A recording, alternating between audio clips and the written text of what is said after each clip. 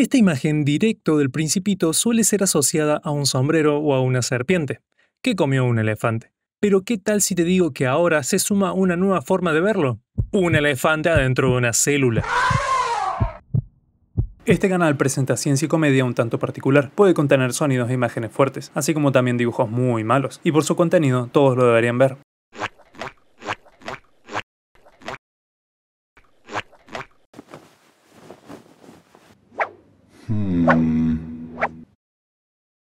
Voy a empezar diciendo que esta es la parte 2 de un video de mi canal, pero no es necesario ver el primero para entender este. Aunque si es que no lo vieron, se los recomiendo. Sabemos que la ciencia es un asunto serio, pero a veces puede parecer que no, ya sea por los gráficos absurdos o porque la realidad misma es absurda, lo que da paso a la primera imagen científica del video. Un jodidísimo elefante adentro de una célula. Sí, empezamos fuerte hoy, pero vamos por partes. Como supongo sabrán, la impresión 3D en los últimos años ha ido avanzando a pasos agigantados, sobre todo en algunos campos científicos e industriales que por ahí no tenemos tan en cuenta, a la electrónica, a la robótica, a la biología, a la biomedicina y así. Particularmente en el área de la biotecnología se utiliza mucho la impresión 3D para generar scaffoldings, similares a los de Minecraft, y no es una gran exageración. Un scaffolding significa en español andamio, y los andamios son utilizados para facilitar el movimiento y comodidad de ciertas instancias algo adversas, como por ejemplo en la construcción. Pero en tamaños muy pequeños, estos andamios ofrecen la gran posibilidad de funcionar algo así como un hotel para las células. Por sus intrincadas formas, las células pueden entrar y crecer sobre lo que son los andamios, en lugar de placas planas como comúnmente estamos acostumbrados a ver. Siendo que estos andamios se utilizan mucho a la hora de estudiar patrones y capacidades de células de crecer en sitios porosos, para luego, por ejemplo, aplicarlo en el desarrollo de biomateriales que pueden terminar en los huesos. O cientos de usos más, la verdad, porque son así de versátiles. Con esto en mente podemos ver cómo su función exterior a la célula es bastante útil, pero algo que no se venía haciendo era crear objetos 3D adentro de ellas, principalmente porque parece una idea completa y totalmente loca, pero la realidad es que es más que nada una limitación técnica. Verán, la idea de incorporar estructuras 3D a diferentes tipos de células, como las de mamífero o bacterias, está presente hace ya un buen tiempo, y se lograba haciendo que estas propias células fagociten las impresiones 3D. Por si no lo saben, fagocitar es cuando una célula más o menos se come algo extraño a ellas, y lo mantienen adentro suyo, ya sea para destruirlo o para cualquier otra cosa. Pero en este estudio de acá encontramos un grupo de investigadores que lograron descifrar una manera para poder imprimir directamente adentro de la célula, lo cual sirve mucho para evitar pasos como la fagocitosis que pueden llegar a dañar estas estructuras. Seguramente se preguntarán cómo reporonga se hace esto, y la respuesta es relativamente complicada, pero bueno, simple al mismo tiempo. Resulta que se utilizan resinas. Las resinas se secan más rápido cuando son expuestas a los ultravioletas de diferentes longitudes de onda, y esta resina que va adentro de las células no es ajena a esta propiedad, siendo que una vez que se encuentra adentro de la célula, la resina se ve bombardeada por una serie de láseres ultravioletas mucho más complejos de lo que se venían utilizando antes, cosa que permite polimerizar esta resina y así volverla dura adentro de la propia célula, pudiendo así imprimir a escalas tan pequeñas sin siquiera lograr hacerles daño. Y ahora la verdadera pregunta. ¿Por qué el dinero de los impuestos debería ir a la impresión 3D de elefantitos adentro de células? Bueno, la respuesta te sorprenderá, más o menos. Muchas veces los científicos deciden presentar algo que realmente llame la atención sin que sea necesario. En este caso, el elefante es lo de menos. Simplemente se demuestra que se puede lograr un trabajo de impresión 3D de gran precisión adentro de una célula. Porque una vez que se fijaron en el curioso elefante, ya entraron en el trabajo de investigación, y ahí pueden ver cómo es posible imprimir diferentes tipos de estructuras mucho más aburridas, pero a su vez mucho más útiles en la vida real. Por otro lado, en un ejemplo que sí podemos ver con nuestros ojos, tenemos esta imagen donde 3 cuervos comen y se deleitan con 3 escarabajos del mismo color verde, mientras que en la mesita que tienen delante vemos escarabajos también de otro color, y los 3 cuervos al unísono dicen que sus favoritos son los verdes. Desconozco realmente cuál sea la fuente original de esta imagen, pero sin lugar a dudas la he visto en tantas ocasiones distintas y en diferentes lugares que creo que ya es algo así como cultura general científica más o menos, sobre todo con el texto en inglés que la suele acompañar a veces, que jura que a veces algunos diagramas científicos parecen shitpost. Y bueno, hay veces que no se puede debatir con eso. Y debido a que justamente no encontré el contexto original de esta imagen, Tengo dos hipótesis sobre por qué los escarabajos que no son verdes son quienes no son comidos por algún motivo. La primera de todas es que quizás al poseer un color distinto, estos escarabajos aprovechan algo que se llama aposematismo, que es cuando un ser animal se esfuerza en hacerse notar de alguna manera para justamente ser evitado. Porque bueno, no sé ustedes, pero si yo llego a ver un humano con piel naranja y cabello verde, me alejaría al instante. Hola gente, ¿qué tal? Acá el Triángulo editando. Sí encontré la fuente y es básicamente lo que voy a decir ahora. Así que, en realidad ni la fuente, la imagen completa encontré. Acá las dejo y bueno, el análisis que sigue es el correcto. Pero a su vez, otra interpretación que creo yo que ahora es un poco más acertada es que la genética y la evolución terminan por favorecer diferentes rasgos por algún motivo u otro.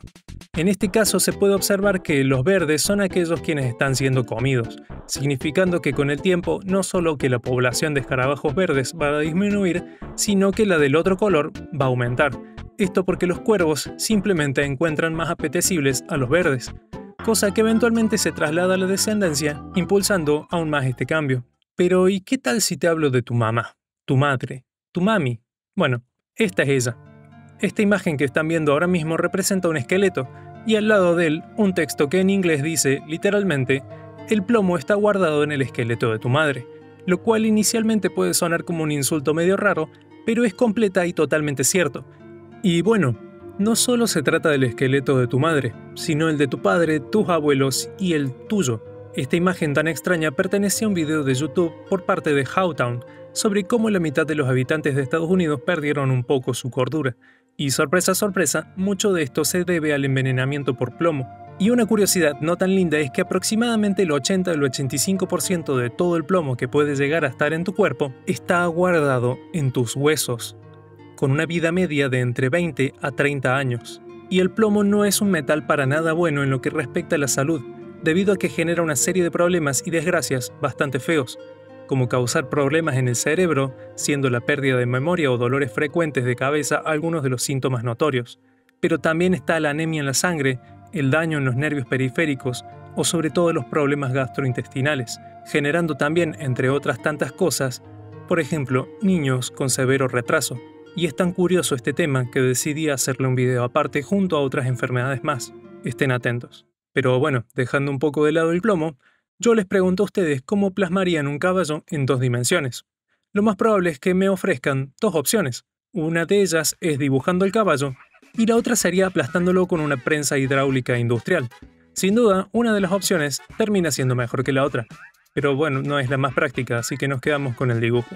Esto viene a colación de la siguiente imagen encontrada en un libro llamado 1, 2, 3 Infinito, que habla sobre distintos datos y especulaciones de la ciencia. El libro es bastante bueno, si pueden, léanlo. Sinceramente parece que está dirigido a audiencias quizás un poco más jóvenes, pero sin duda no falla en tener cosas realmente complejas y muy bien explicadas, y una que otras imágenes bastante curiositas.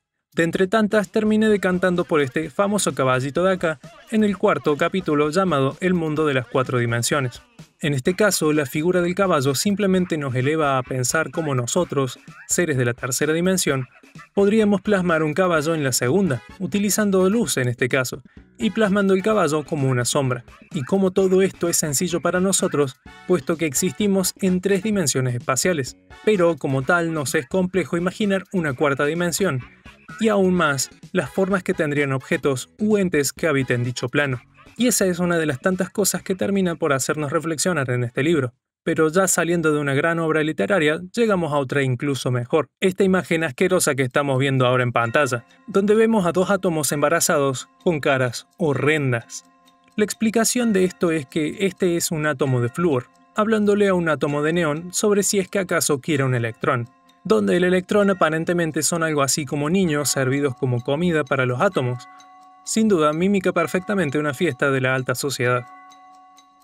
Pero bueno, este es un chiste físico-químico bastante sencillo de entender debido a que el flúor, por así decirlo, siempre quiere un electrón de más, para alcanzar 8 electrones en su capa exterior, lo que confiere una gran estabilidad química, mientras que el neón ya tiene estos electrones y es estable de por sí. Por esto mismo, se le suele llamar gas noble junto a otros que cumplen con esta misma condición.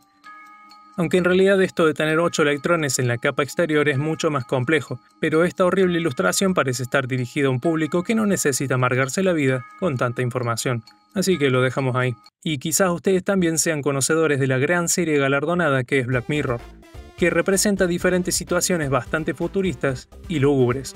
De entre ellas hay un capítulo donde particularmente un muchacho, alias el negro que llora, parece vivir encerrado en un mundo bastante digital donde no puede apartar sus ojos de las pantallas, o estas dejarán de funcionar para pedirle que vuelva a prestar atención sobre lo que estaba viendo, efectivamente obligándolo a mirar un anuncio. Y esto no es descabellado ni futurista como ustedes quizás se estén imaginando, debido a que Sony hace unos cuantos años ya desarrolló una patente que inspiraría a más de una bomber nuevo. Esta patente que se ve acá pertenece al año 2012, donde entre muchas otras ideas distópicas nos encontramos frente a una imagen que ya es muy conocida, donde un muchacho se encuentra viendo una película y luego de eso la televisión le pide amablemente que diga ¡McDonald's! para terminar el comercial. Por lo tanto, el muchacho se levanta feliz y dice suavemente ¡McDonald's! Y se vuelve a sentar para continuar su película. Y esto para la tecnología de hoy en día y de incluso en aquel momento es total y completamente plausible. Solo hace falta el tener una pequeña cámara dentro del televisor que enfoque todo el tiempo a la persona, y en el momento en el que se le pide hacer algo, una inteligencia artificial evalúe si es que la persona está haciendo lo que se le pide. Sí, horrible como suena la verdad. Pero pasando a una imagen un poco más amena, acá pueden ver un gráfico bastante más simple y sencillo de entender, sobre cómo los animales más viejos son más propensos a morir. En particular, podemos observar que tenemos en el eje X la probabilidad de sobrevivir al invierno, mientras que en el eje Y tenemos la edad, siendo que a medida que aumenta la edad es mucho más posible que los viejitos abandonen este plano existencial en invierno. Y este gráfico es completo y totalmente entendible sin ninguna clase de dibujo, la verdad. Pero claro, por supuesto que también es completa y totalmente necesario poner estas imágenes de Bambi y de su abuelo jubilado. Digo, para dar la idea, ¿no? Y ya para terminar con este video, tenemos otra imagen durísima, terriblemente dura. No sé si tanto como el de la muerte, pero bueno, no hablo más, mejor miren ustedes. ¡Así es! Hormigas mamadísimas. Esta incluso tiene un tatuaje de su madre, que seguramente debe tener mucho plomo. O no sé cómo se acumula en los invertebrados. Pero por supuesto ustedes se preguntarán qué está pasando acá. Y yo no los voy a decepcionar, les voy a decir qué está ocurriendo. Partamos por el nombre de este trabajo de investigación, que sería algo así como: los neuropéptidos especifican y reprograman la división de labor en las hormigas cortahojas atacefalopantes, que bueno, básicamente explora parte de la conducta de las hormigas, en este caso las cortadoras de hoja, que proveen de un muy buen ejemplo para el comportamiento segregacional dentro de los distintos trabajadores y sus diversos fenotipos. Esto básicamente quiere decir que dependiendo del tamaño de la hormiga, se van a encargar de diferentes tareas. Es decir, que se van a discriminar las unas a las otras conforme qué tan fuertotas están, encontrando que sus divisiones son las hormigas mayores, las medias, las menores y las mínimas, como se puede observar acá. Y también está la reina, pero bueno, es un caso aparte, la verdad. Encontrando que las hormigas menores mantienen las crías larvales y las mínimas se encargan del mantenimiento del jardín de hongos del nido. O sea, una cosa es que no sé si saben, pero las hormigas, en especial las cortadoras de hojas, han logrado domesticar hongos. Sí, domesticarlas. Ellas básicamente van, recolectan hojas, las dejan en su cámara de fermentación y luego estos hongos les proveen de una forma mucho más fácil y digerible de comida, mientras que la recolección de hojas está dada por las hormigas medias, y las hormigas mayores funcionan como una medida de defensa para el resto del hormiguero y de sus compañeras, entregando todo el cuidado posible, y mediante caracterizaciones moleculares y de comportamiento sugieren que estos 4 grupos distintos poseen diferencias morfológicas que se pueden llegar a trazar hasta una serie de neuropéptidos, es decir, una pequeña serie de proteínas que afectan al sistema nervioso de las hormigas, siendo que a muchos de estos neuropéptidos se les atribuyen características como por ejemplo la cantidad de comida que comen o incluso el tamaño de su cuerpo. Y en particular los 2 neuropéptidos de acá, el NPA y el CCAP, fueron puestos a prueba dentro de lo que es el rango de estudio de la investigación, encontrando que el NPA es el causante de una conducta un poco más agresiva, siendo que a la hora de generar hormigas mayores que no posean elevadas cantidades de NPA, las vuelve mucho más dóciles y terminan trabajando como cuidadoras del hormiguero, no como defensoras que son originalmente. Mientras que inyecciones de grandes cantidades de CCAP modifican el comportamiento de las hormigas, resultando en la adquisición del comportamiento típico de aquellas quienes cortan hojas y las mueven de acá para allá. Y todo esto, por suerte, una vez que está explicado, se observa y se entiende relativamente fácil al ver este gran gráfico de hormigas mamadísimas. Así que ya saben, si sienten que no cumplen el rol que deberían en sus vidas, inyéctense cosas directito en el cerebro. Chao.